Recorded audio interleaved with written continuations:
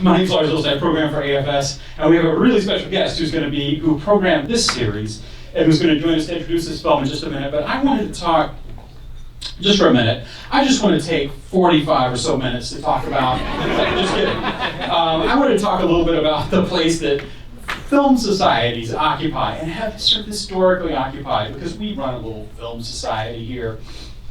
And you're about to watch a movie that, I'll let Rick tell you a little bit more about it, but when it first came out, there was like, it was the immediate impact for like newspaper reviewers, let's say, or like reviewers who did like current periodicals. They didn't love the film. And then the film sort of like left theaters after a week or two, and then nobody talked about the movie for a long time.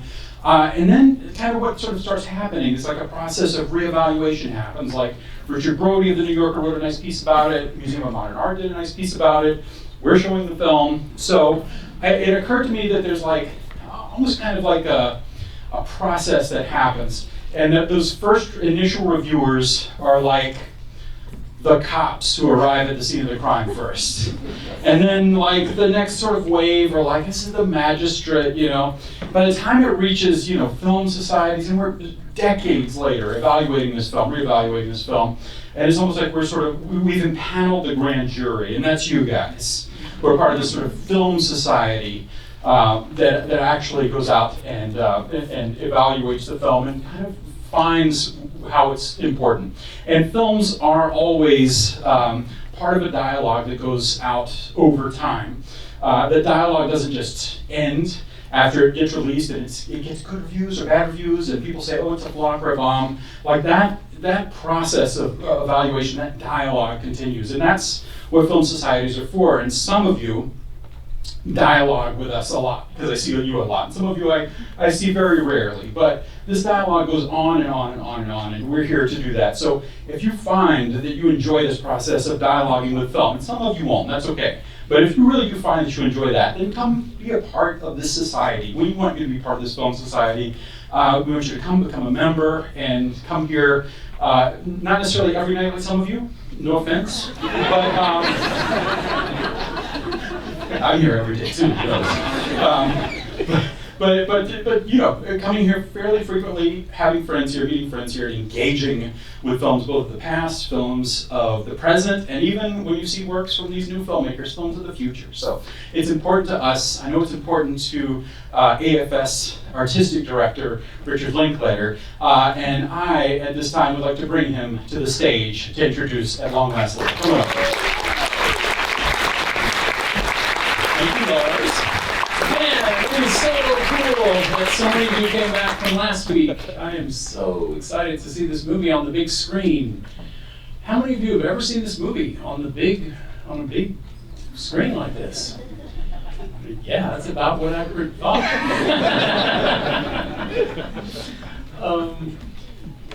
Yeah, you know, I had never seen it. We talked about it a little bit last week. But you know, after Bogdanovich passed away in January, I was thinking like, God, you know, I never saw At Long Last Love. I like Peter. I love his movies. I've heard nothing. Lars was being nice when he said the critics didn't really like it. It's like, no, this movie, it had such a cloud of dismissal and vitriol about it. All these years, you would show up on like worst film lists, and people there was this extra layer of crap attached to this movie. You couldn't really figure it out, but I was just kind of like, oh, you know, I don't want to see Peter, you know, stumble so much. And the film wasn't available, so I guess that's a pretty good excuse. But having not seen it, it just really wasn't around. But in January, there's a very poorly transferred film version on like YouTube that I watched, and at first I was like, okay, I'm just gonna check this out. I'm sure it's gonna be a mixed bag, but how bad could it be? I mean, you know, so I'm watching it, and like right off the beginning, just the camera's floating and characters are being introduced, very intricate camera work, and then you know, and it's Cole Porter, people. This is like the greatest artistic pairing imaginable. Cole Porter and Peter Bogdanovich is a match made in just sublime heaven, you know? And it's apparent just from the beginning. It's like, oh wait, this is not only good. It's masterful. And one of the things you heard about all these years, like, oh, Cybill Shepherd and Burt Reynolds is in this. He's singing. Burt Reynolds can't sing. It's like Marlon Brando singing. Like, what the hell? It's like, but you see it and you say, okay, not only are they good, but they care. They're happy to be there. Like, they've taken the notion of a musical. Everybody involved. It's kind of like dancing, right? If you're having fun and you're selling it and you're happy, hey man, you belong there. And that's kind of what they're giving it hell, and they're really good. I wasn't so sure about. I secretly thought, oh, Cybill Shepherd maybe is a weak link here somehow, but she's great. This is one of my favorite on one screening off YouTube. One of my favorite Cybill Shepherd performances. She is fantastic, and the great Madeleine Kahn is in this, and I don't know, it's so fun, and they're having fun, So the story, as it is, I mean, the whole movie is really, it's a unique musical. It's definitely 30s. It's definitely Lubitsch. But it goes beyond that. The movie it's in color, but it kind of looks black and white. It's beautifully designed, Art Deco stuff, snappy dialogue.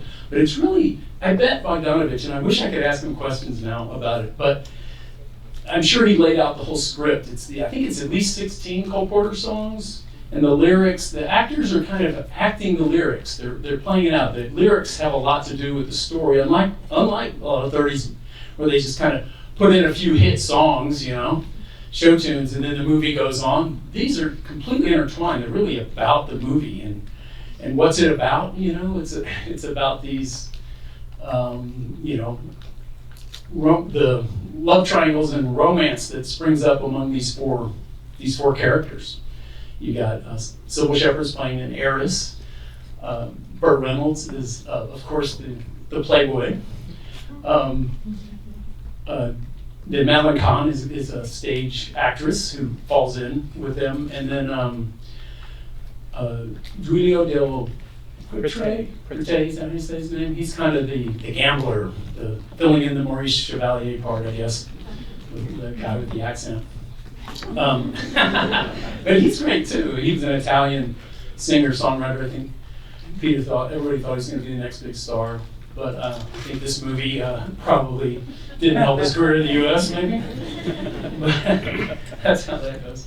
But so, as Lars mentioned, when this movie came out, it was greeted with I don't know. My theory is, had this movie switched places with What's Up Doc, had this movie come out in 72 instead of 75, it would be a whole different ballgame for this movie. I think there'd be a different orientation toward it. Bogdanovich was fresher. It would only be his second big film, and he wouldn't have had all this success where people really hated him, and Cybill Shepherd too, because they were a couple. So that was a layer of, disdain. And then the culture had changed. Bogdanovich in this film in particular is just beautifully out of time. They exist in a cinematic universe. If you think about it, this movie is, to us now, it's 45 plus years old, and then it's 40 years out of date itself, from the mid-30s, let's say. So at this point, where does this film live? It lives in cinematic heaven, So I invite all of us to watch this film in the spirit that it was put forth, kind of this gentle, fun, slightly melancholic Bogdanovich. He did that so well. He portrayed lost souls and lonely people looking for love. I think the message of the movie is, this love thing is kind of messy, It's hard to figure out the first time around, but if you're a jilted lover or you're someone else, hey, keep trying. There's someone for everybody. It's all's well that ends well. Largely, it's not a total.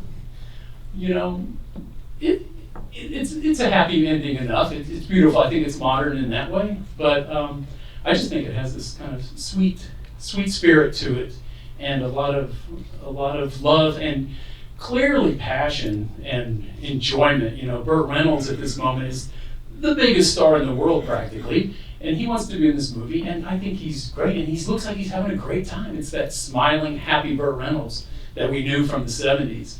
And like I said, everybody else is great. Eileen Brennan, John Hillerman, supporting actors. Like I said, there's someone for everybody. And I guess that's it. We have plenty to talk about after. I'm so curious your feedback. But like I said, let's just do what they did in the 30s, what Bogdanovich was inviting people to do. The Depression and the crappy world everyone was living in. Well, we're living in our own crappy world right now. Wouldn't you say? Let's do what films have always had the ability to do. For the next couple hours, we can just get lost in this world of drunken playboys and heiresses and frivolity. And there's room for everything. You can like Cole Porter and the Sex Pistols, and life is a big smorgasbord. So that's how we can all, I think that's all fair. You know, so let's give this film let's meet it on its own terms. And I think you'll be rewarded. So anyway, this should be fun, and we'll be up here after. So thanks, guys. So, 1975, same year as Jaws. It's hard to believe. So, exhilarating.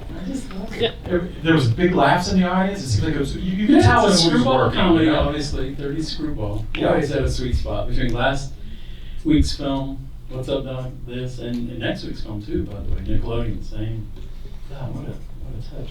Yeah, it's you have to know, first of all, I mean, Bogdanovich had to know Peter Bogdanovich, who we sort of went through some of the history, but he, started off as a writer and a critic and a programmer and all that, and eventually made his way to become a filmmaker. And he stole, I would say, a lot of tricks. He was gifted a lot of tricks from a lot of the old-time filmmakers who he talked to and befriended. And you can see a lot of those tricks here. Yeah, film historian, top level. But also I want to emphasize, actor, trained as an actor, Stella Adler, directing theater, the performances always blow me away.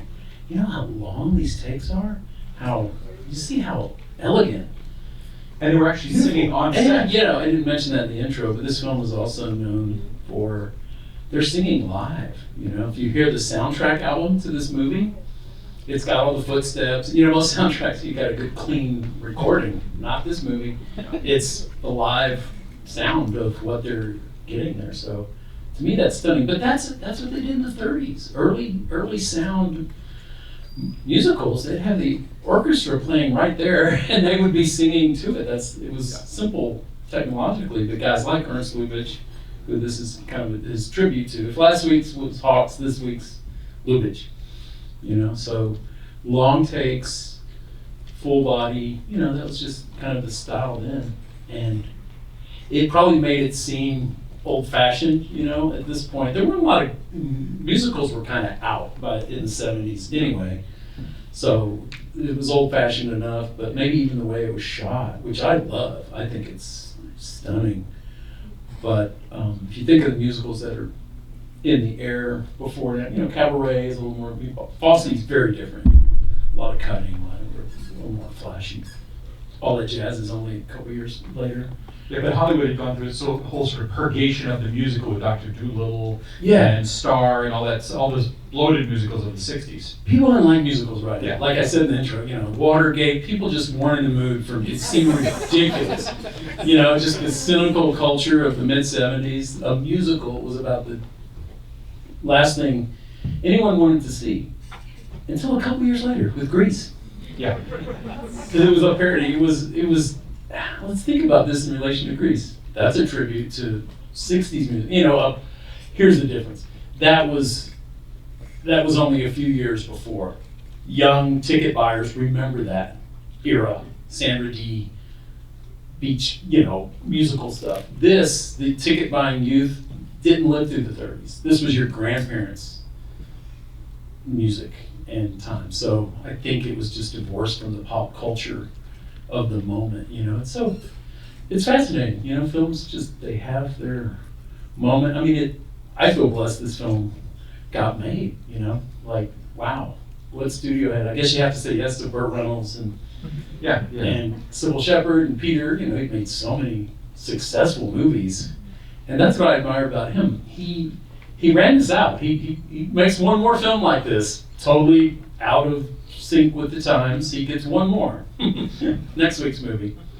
And then he, goes to director's jail, pretty much. They finally turn the key on his cell. Yeah. He's probably in it here. And then, as a couple of years go by, and then he makes St. Jack and the rest of his career. He keeps doing it. But this film was treated so poorly, and I think so wrongly, but you can see it in the culture. It's so unfair, Back then they had these, it's very different than now. I was too young to I didn't even hear about this film at the time, as a 14-year-old, but it didn't cross my radar, even though I was a huge Burt Reynolds fan. Yeah. The Longest Yard had come out the year before this. Burt Reynolds was a god, But, what was I saying? It did make a huge impact on the culture, certainly, yeah. Yeah, it just didn't. Yeah, Burt Reynolds is fantastic in this. So He's good. really good. And it makes me so happy because he looks so happy. This is like his. I think everybody in this, they're at some high water mark. It must have been. That's why I think the response to this would have been so crushing. And Burt Reynolds himself says he wasn't just, he liked the movie, thought it was a good movie. He just said Cybill and Peter got the reviews. Yeah. And what I was just saying, there were a few cultural critics, Vincent Canby at the Times. Yeah. Charles, how do you say it? Champlain, yeah. LA, yeah. LA, and then guys like John Simon. There were these old codger critics who kind of worked, it wasn't just the movie, it was more. They were more important than that. They had to critique. These are the same guys who just ripped apart like Cimino and Heaven's Gate 5 years later. They ruined careers because they're the arbiters of not just the movies, but behaviors, everything else they want to judge. Oh, you went over budget.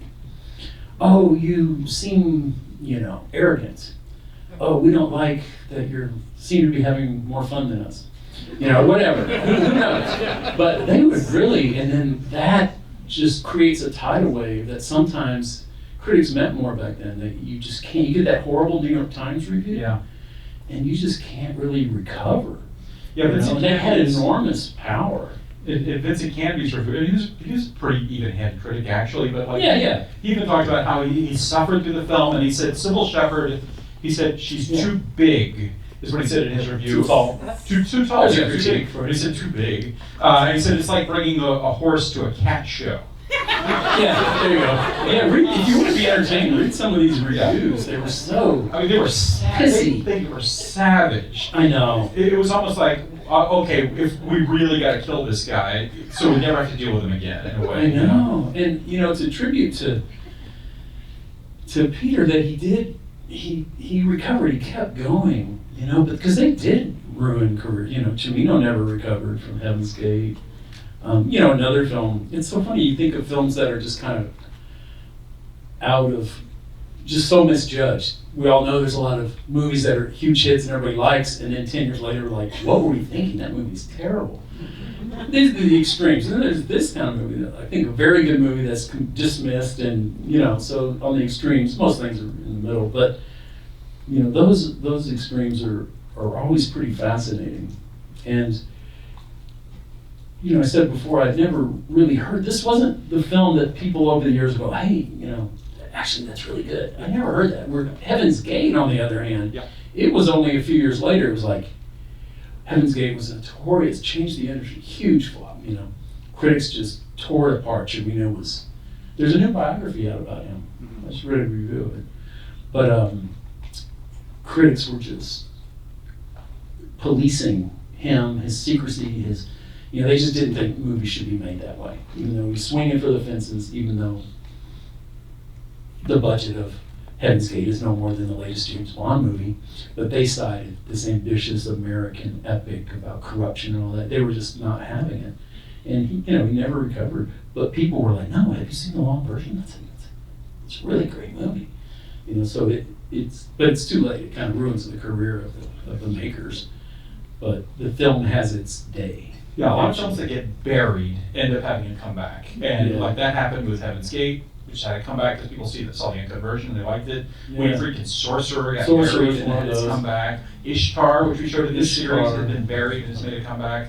And I think this movie, You got to proselytize for it. You know, Ishtar. Yeah. I was even in the. yeah, I missed Heaven's Gate at the time, but Ishtar, I was that guy saying, "No, Ishtar's great. Come on, It's you've heard all these horrible things. Get your ass in the theater." the humor was just ahead of its time in that. And I think Yeah. in this, you look at it, it's like, in a way, it's kind of, I don't know if it's ahead of its time, it's just kind of out of its time, you know? Yeah, it doesn't really.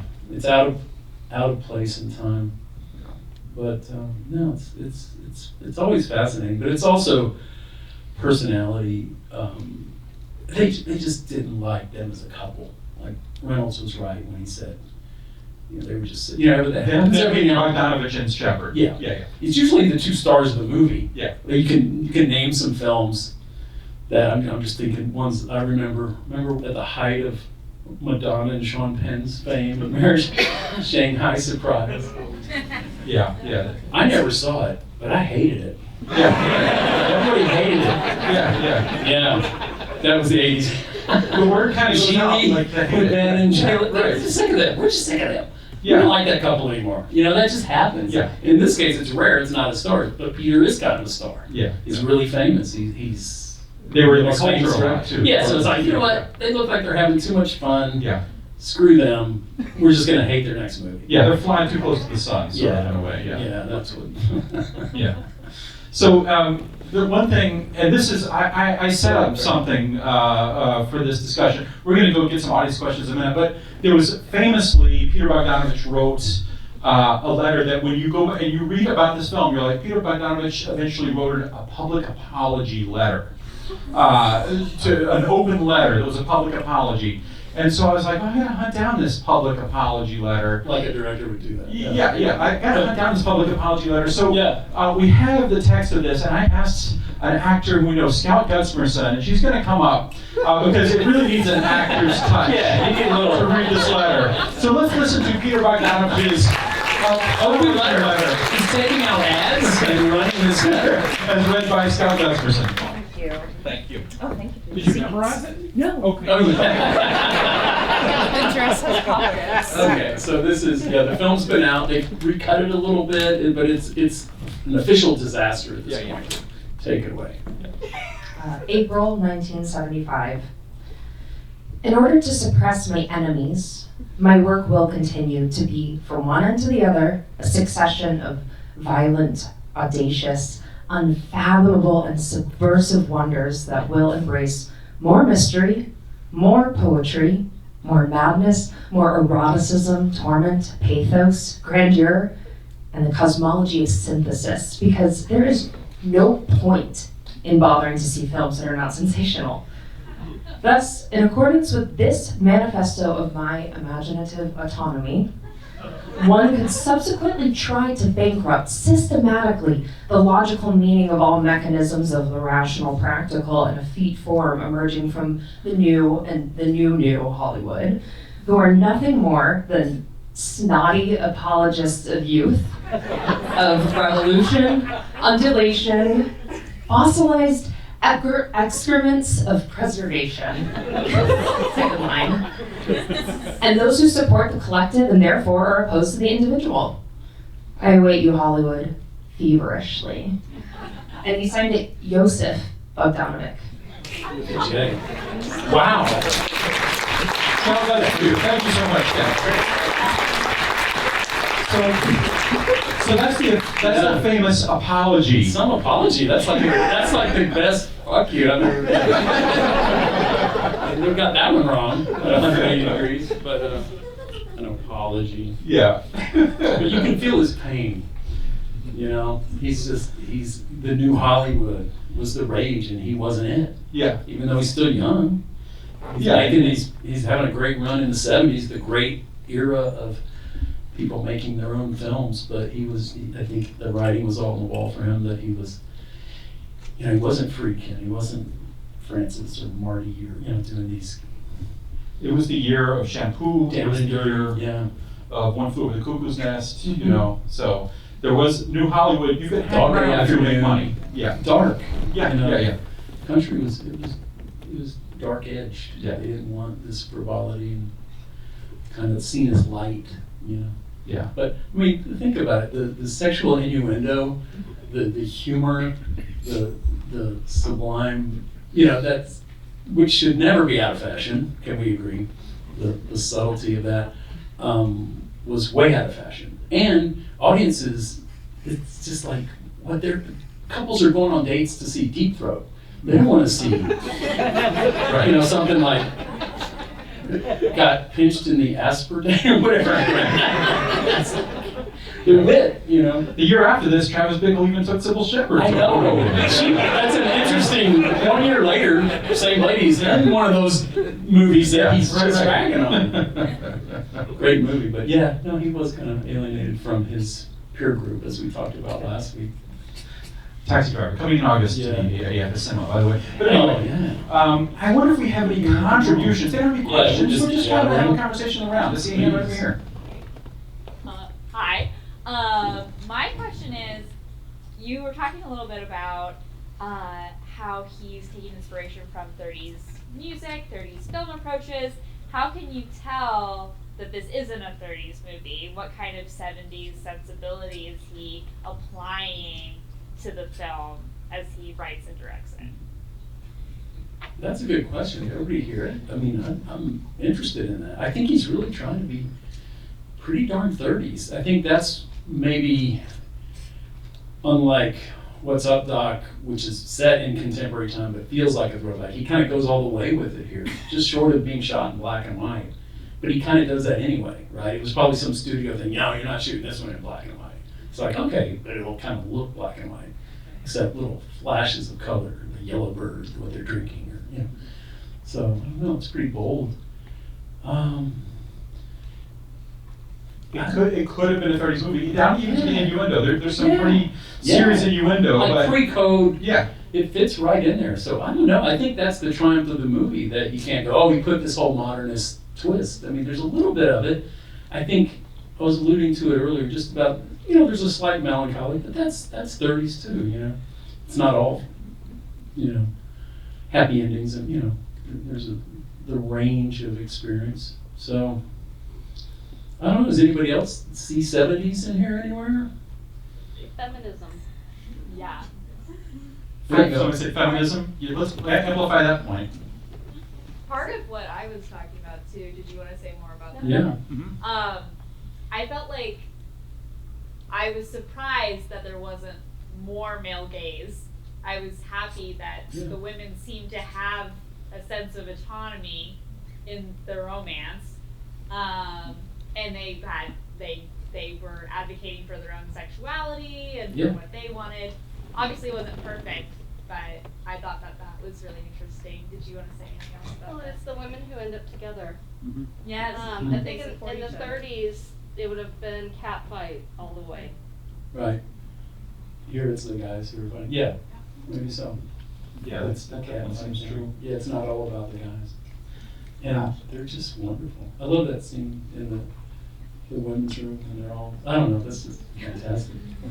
There's so many good, I mean, I can't think of a Even bad little scene. kids up there dancing. It's so intricate. It's so hard to do. I think those are Bogdanovich's kids. Yeah. Up there, no, it's just, it's amazing. It's hard to thread that needle. And they're performing live, and they're dancing, and they're in sync, and I don't know how anyone could criticize it. To read these reviews, you would think it was like amateur night. Yeah. Like, what movie are you Like watching? the execution Compared to what? Just even knowing that he wants to do this, first of all, that's brilliant. And then being able to get it done, to get it in the can, to get it on screen. Yeah, and they just do it with such aplomb. Yeah, it was a really expensive movie, so you figure they had a lot of takes on this stuff. Yeah, I think it was studio expensive, but it wasn't. No one ever accused him. He wasn't excessive. You know, I think he's always stayed within his budgets. Yeah. He wasn't like Heaven's Gate, ISHTAR, where they critique you for going wildly over budget or wasting. Yeah, you know, tens of millions over budget. I don't think he was a pro. I think he always stayed. He was really, they rehearsed for months. Yeah.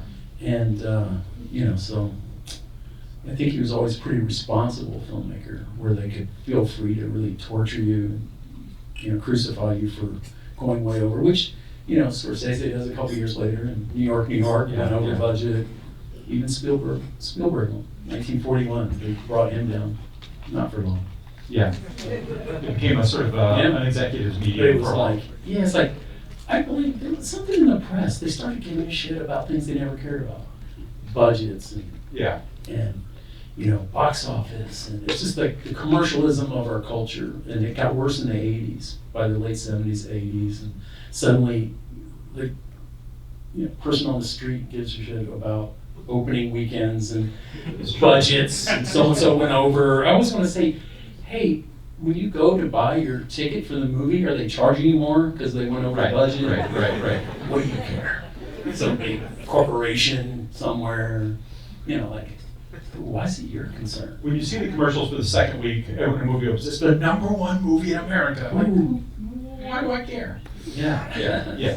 Let's see if we've got any other contributions from our audience, particularly in the back, because I always miss the back folks when we're calling over folks. Anybody get It's anything? darker back there. Yeah, I can see him right there. Yeah.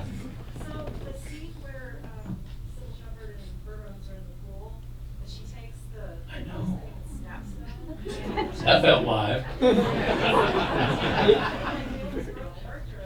I think he thought he lost his tooth there for a second. We were like, in the way they both kind of break a little bit there. And bless him for using that tape too. It's like, that's like the real flaw, if it's a flaw at all. They probably did that everything. It's just that when she popped it a little. And I'm not so sure they didn't add in a little pop a little more, but who knows in post. But it did look like it got him there. But then they continue. It's a long take. They're underwater and everything. It's like, wow, I just think they're in it to win it, all of them. They're just so in character.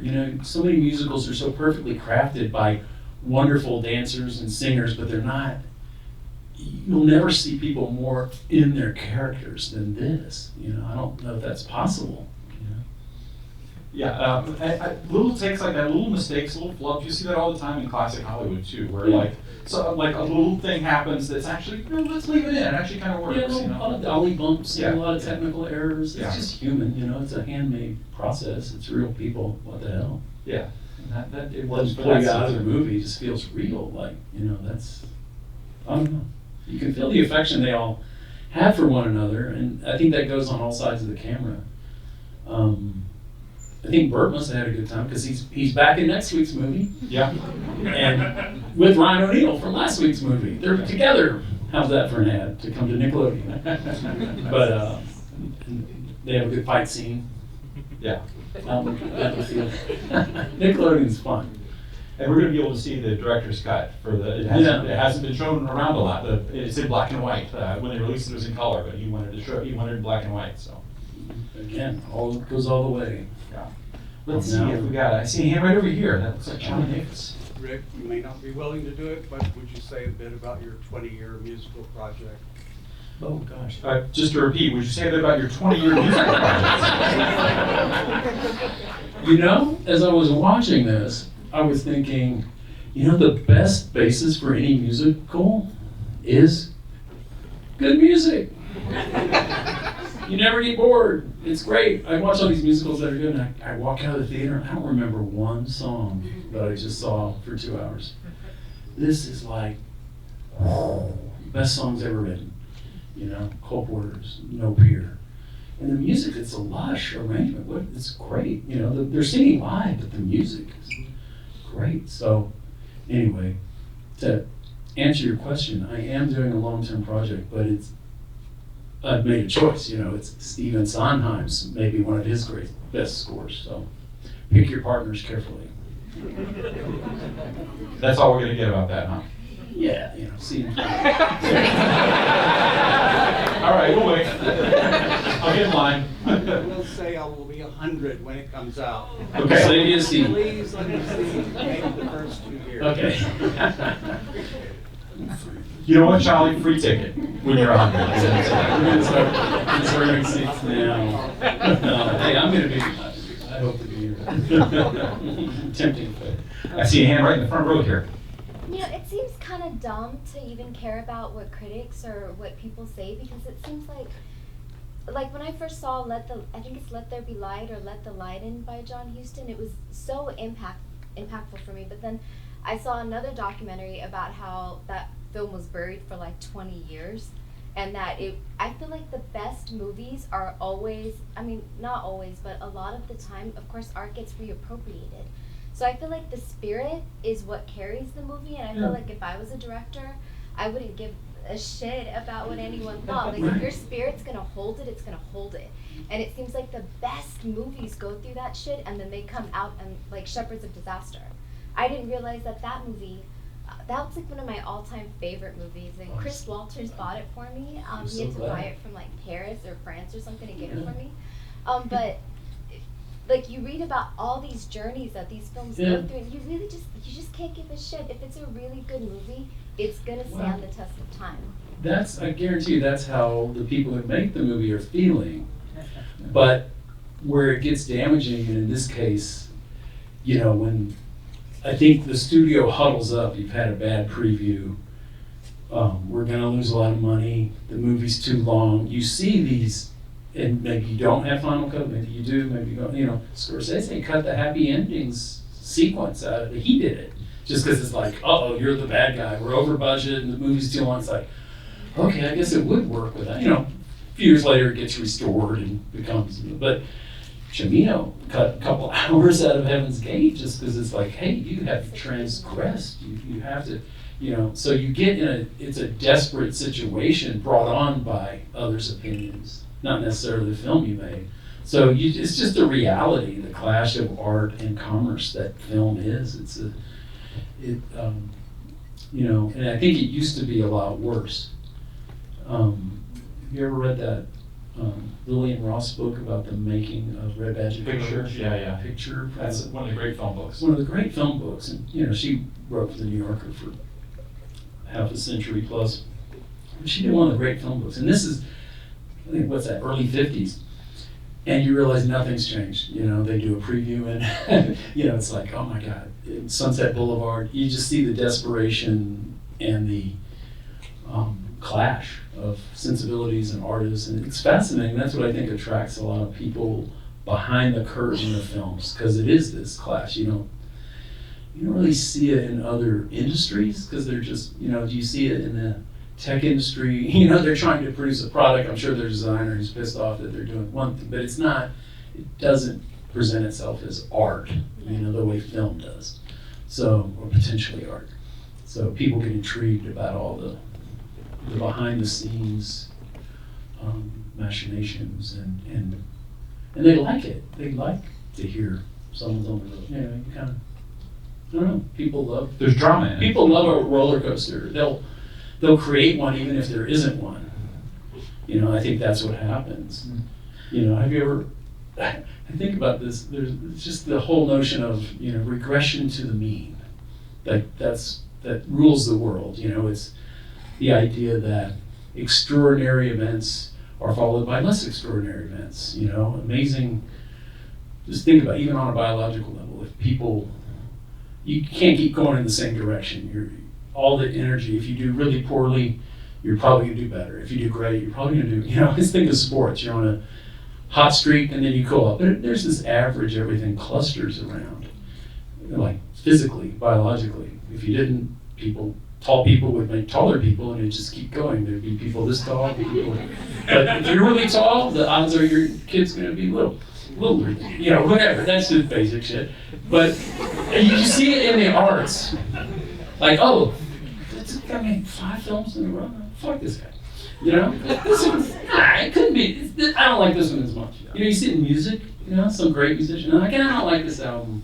We're sick of this guy. Yeah, it doesn't seem fresh anymore. Yeah, but that just seems a part of longevity. And all that'll flush out over time. Yeah. And that's what's happening right now. Like I say, this, like what we're doing right now, it's like, this is all part of like the process. I like your early stuff, you know. Yeah. I like your early, you know, every music, every band, everything. I like those early albums. I like the, you know. Yeah.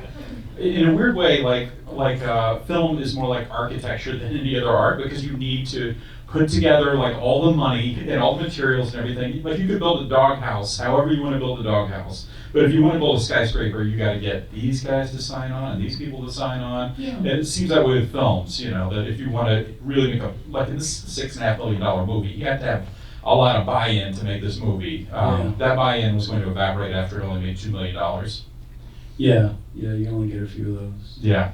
Thank God he made the best of those few that he did. Yeah, no, it's an incredible run Peter had. If you really break down the 70s, such a great decade, so many people at the top of their game in the 70s, and dude made 7 films. Yeah. There's 6 years in a row that a Peter Bogdanovich film came out. Yeah. 71 to 76. It's amazing. Kind of like his idol, Jerry Lewis. Yeah. One every year. Yeah. Let's see if we got a Jerry's blessed with box office. He can do anything he wants. Until he wasn't. I see a hand right here.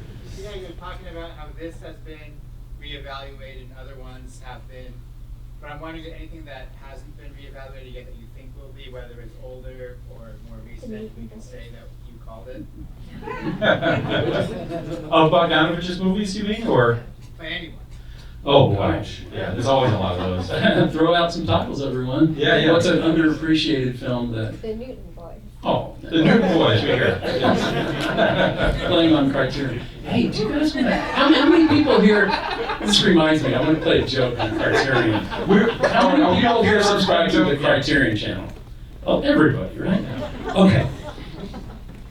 You mentioned it right now. For whatever reason, I have a bunch of stuff showing on the Criterion channel. So I have this video I made, and it's actually like the mural right outside the theater here, that countdown mural. It's the film of that countdown. It's 4 hours and 2 minutes of just countdowns and tailouts of every reel of every film the Film Site showed from like 86 to 91, let's say, 90, 91. And I made these prints and made that mural. But then I edited them all together. So it's this crazy thing, but they wanted to show it. It showed it in Paris a few years ago, and it's like anyone who sat through the whole thing got an autograph poster, and there were like 6 people in 2 months. And so I'm sure that's happening right now in Criterion. And they have all the stats. They know if you've, it's like, oh yeah, people watched 5 minutes and, I just had it filmed at Netflix. They'll tell you, oh yeah, people are turning it off after about 5 minutes. They kind of like that. People are walking away. And it's like, so they have the stats. I want to like stealthily over-index on this title. And I'm not asking you to watch it. You can watch it as much or as little as you like. Just as you leave the room, just play it all the way through. And when you go to bed, just like start it and finish it. It's like unbelievable. There's people out there watching this thing. Is that fun? But don't tell anyone. Yeah, don't tell anyone. Tell people to do it, but we don't want Turn the camera. Turn the camera. Peter Becker, I love you, but this never happened. Okay. Anyway, and don't all do it tonight. Just do it over the next week or two. And you have to tell one friend, because I just know I'm gonna get like, wow, something really weird. That film, that weird Heads I Win, Tails You Lose, weird experimental video. People love that. You got any more like that? Yeah. It'll be like a special Criterion special edition. It is a very cinematic film, I will say. Yeah, absolutely. Compelling. I wonder if we have any other, I see a hand in the back there. Whenever you came out to speak, before the movie started, you kind of mentioned the ending and then you sort of brushed it off a little bit. And when we all watched it, I kind of thought it was a bit of a non-ending. But now that I think about it, I kind of like the idea of the bookends to where, like, if you wind it up, they'll just start up with switch partners again. Mm-hmm. It's kind of nice. Yeah, I think it's a beautiful parenthetical, but it's not, and it's kind of before we kind of started, there was ending inflation in movies where you had to have, this is the era you could kind of have one ending, maybe 2, but then, as time goes on, then I have 2. Oh, he's back alive, and, horror films are good. It's like, we're up to about 8 endings, I think, now. You have to just keep going. So it's kind of clean, isn't it? So simple. Yeah, you feel like, I don't know, I didn't feel like I had too much movie, but I also didn't feel like I had too little movie. You know, it felt like a good evening at the movies. About right. Yeah. About right. And are you aware in any reading what they cut? There were a couple different cuts. Again, that desperate moment where you got to trim some things, and there was this is his final cut, but I don't know. It wasn't treated well in that immediate time. I think There was a funny thing because with What's Up Doc, there's so much documentation about everything, every location, everything, because it was a big hit movie. When it's a flop, those kinds of things don't get recorded so much. Right. Nobody writes that big piece about it, you know. No. Yeah. Because the story people becomes run. familiar. Yeah. Yeah. Yeah. I saw another hand in the back just a minute ago. Yeah. Okay, so I wanted to ask, I'm writing something about that's set in the 1930s, but it's really irreverent, and it's such a happy accident that I got to see the film tonight because it's so ironic and like real and flirty and like mischievous. And I was wondering if you were to do something set in the 1930s, like what films would you look at other than this one to complement this kind of like irreverent take on that decade? Wow, there's so many. Just go through the whole pre-Hays Code. There's been, we've had film festivals of pre-code movies, 30s. I don't know, it's such a rich time. We just go through the directors, Lubitsch, Hawks, from the era. It would sort of depend also like what, maybe like what strata of society you're sort of focusing on, because like Warner Brothers certainly would be like the sort of like the sort of tougher element, the sort of more urban element, and then You got Public Enemy and gangster films, but if you got it's rich with if you want musicals and you want Fred Astaire and Ginger Rogers, you want Busby Berkeley, there's a lot. It's great, but what a journey to take if you were to like watch a bunch of those movies. Yeah, I would say that what you say about pre-code is true, because like you do get a sense that people are more that's probably what the man in the street and the woman in the street talked like when you watch some of the pre-code films. Yeah, because they had more ability to do that. A lot of the sort of stiltedness actually kind of comes in later after the code and after people after the culture became a little more conservative actually. Yeah, you can feel a priggishness that's in, and they're not really able to cut loose and stuff. Yeah. I did a film that's set in the 30s, and it's fun. It's a great era. Musically, everything. Yeah. I wonder if we have maybe a couple more contributions. See, hand right over here. So, was it difficult to actually get your hands on a screenable version of this film, like a non-YouTube version? Or you can have that. Yeah, what about finding, there aren't prints of this, right? There's no, well, this is a DVD that we just watched. Disney now administers the Fox catalog, and they did us a big favor. I meant to shout it out at the beginning, actually, so thank you for the question.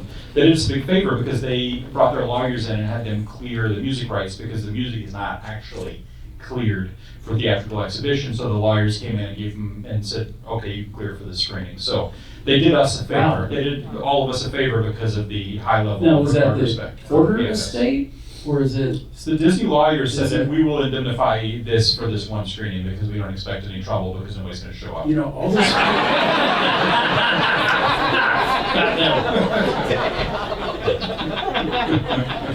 They didn't say it in so many words. Right, you got it. Yeah. I love that.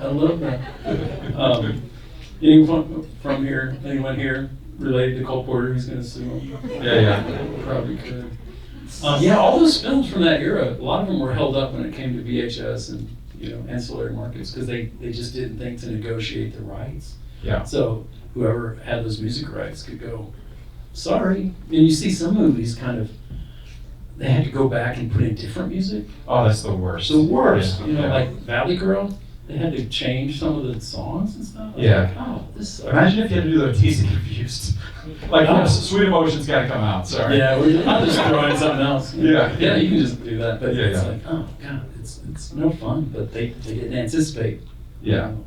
Now, contracts, they've learned, if you do a contract now for anything, it's like, and for every possible medium ever invented in the future, in this solar system or anywhere, it's everything you could possibly imagine in the vaguest terms we own forever, or we have the rights to, they learn their lesson. Yeah. You can imagine. Let's get one last contribution from our audience. It'd be cool if it's an awesome question, but if it's not, that's fine too. We can roll with anything, but yeah, no pressure. Just, you know. Oh. I see a hand over here, yeah. I'm a huge fan of Daisy Miller. I was just wondering if y'all were also, because I feel like that is also an incredibly undervalued film. The one before this was Daisy Miller starring Cybill Shepherd also, the Bogdanovich one before this. Yeah, that's the one right before, between Paper Moon and this is Daisy Miller, which that was the first one he did after that great run he was on that went a little, didn't get the great. Do you like Daisy Miller? I've never seen Daisy Miller. Never seen I don't. I think it's fine, especially, you know, Austin people here. You like James McMurtry? You want to hang out with the little punk teenage James McMurtry? He's in the movie. He's great. Peter met him, of course, working with his dad on a picture show, and so, you know, very European. Peter kind of said, yeah, that's kind of an early merchant ivory. I know it has its fans. I've only seen it once, and I remember kind of thinking, it's not my favorite of this era, but it's totally, you know, worthwhile. It's not, I would suggest everyone see it, for sure. But what in your mind? And I wasn't so sure about Cybill Shepherd in this. Like, could someone else be better? He's doing some incredible things with the camera in that film. Yeah. He has some really strange, or not strange, but like very artistic shots that seem very thought out. And I've never read the book, so it's hard to say how much of the material informs the style or whatever. But I just feel like it feels apart from the other films in the 70s of his. Yeah, it's like European art film. Yeah, definitely. A little more somber, less funny, but still funny. Yeah, but you're right. It's beautiful. And she's You know, incredible. it's, you know, so okay. Everyone has their homework or something.